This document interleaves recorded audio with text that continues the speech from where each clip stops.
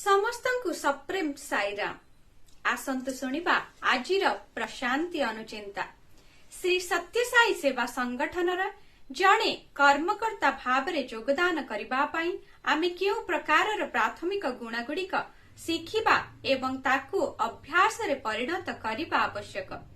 ଭଗବାନ ଆଜି ପ୍ରେମପୂର୍ଣ୍ଣ ଭାବରେ ଆମକୁ ଏହା ସ୍ମରଣ କରିବା ସହିତ ଉତ୍ସାହିତ ମଧ୍ୟ କରିଛନ୍ତି। ସମସ୍ତଙ୍କୁ ନିଜର ଭାଇ ଓ ଭଉଣୀ ଭାବରେ ବ୍ୟବହାର କର। ବେଳେ ବେଳେ ମତାମତରେ କିଛି ମତାନ୍ତର ହୋଇପାରେ, କିନ୍ତୁ ତାହା ଦ୍ୱେଷ ଏବଂ ଶତ୍ରୁତାରେ ପରିଣତ ହେବା ଉଚିତ ନୁହେଁ। ପାଣ୍ଡବମାନେ ଏହାର ଏକ ଉତ୍କୃଷ୍ଟ ଉଦାହରଣ ଅଟନ୍ତି। ପାଣ୍ଡବମାନେ ବନବାସରେ ଥିବା ସମୟରେ ଥରେ ଶ୍ରୀକୃଷ୍ଣ ସେମାନଙ୍କ ପାଖକୁ ଆସିଥିଲେ।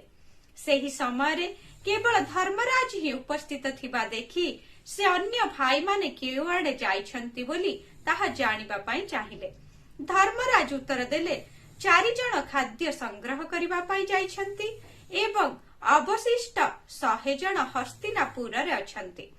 କୌରବମାନଙ୍କୁ ନିଜର ଭାଇ ବୋଲି ମନେ କରୁଥିବା ଯୋଗୁଁ ସେ ଧର୍ମରାଜକୁ ତିରସ୍କାର କରିବାରେ ଲାଗିଲେ। ଏହା ଦେଖି ଧର୍ମରାଜ ଉତ୍ତର ଦେଲେ, କୃଷ୍ଣ, ତୁମେ ଏହା ଜାଣିନାହ କି ଆମ ଭିତରେ କିଛି ଆଭ୍ୟନ୍ତରୀଣ ବିବାଦ ସମୟରେ ଆମେ ହେଉଛୁ 5 ଭାଇ ଏବଂ ସେମାନେ 100 ଭାଇ ଅଟନ୍ତି, କିନ୍ତୁ କିଛି ବାହ୍ୟ ବିପଦ ସମୟରେ ଆମେ ମିଳିତ ହୋଇ 105 ଭାଇ ଅଟୁ। ମତଭେଦ ଆମକୁ ବିଭକ୍ତ କରିବା ଉଚିତ ନୁହେଁ। ସାଇ ସଂଗଠନର ସଦସ୍ୟମାନେ ଏହିପରି ଏକତା ଭାବକୁ ଗ୍ରହଣ କରିବା ଆବଶ୍ୟକ। ସେଠାରେ କୌଣସି ସଂଘର୍ଷ ସୃଷ୍ଟି ନ ହେଉ। ସମସ୍ତେ ଗୋଟିଏ ପରିବାରର ସଦସ୍ୟ ଭାବରେ ଚଳନ୍ତୁ। ଉତ୍ତମ ନାମ ଅର୍ଜନ କର। ସତ୍ୟସାଇ ସଂଗଠନ ସହିତ ବିଶ୍ୱରେ ଆଉ କୌଣସି ସଂଗଠନ ତୁଳନୀୟ ହୋଇପାରିବ ନାହିଁ। ପ୍ରେମକୁ ବିକଶିତ କର ଏବଂ ନିରନ୍ତର ଭାବରେ କର୍ମ କରିଚାଲ।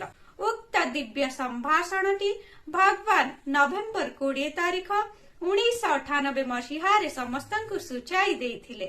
କହିବାର ତାତ୍ପର୍ଯ୍ୟ, ମାନବର ଭ୍ରାତୃତ୍ୱ ଏବଂ ଭଗବାନଙ୍କ ପିତୃତ୍ୱ ଏହି ସିଦ୍ଧାନ୍ତକୁ ଅନୁସରଣ କର। ଜୟ ସାଇରାମ।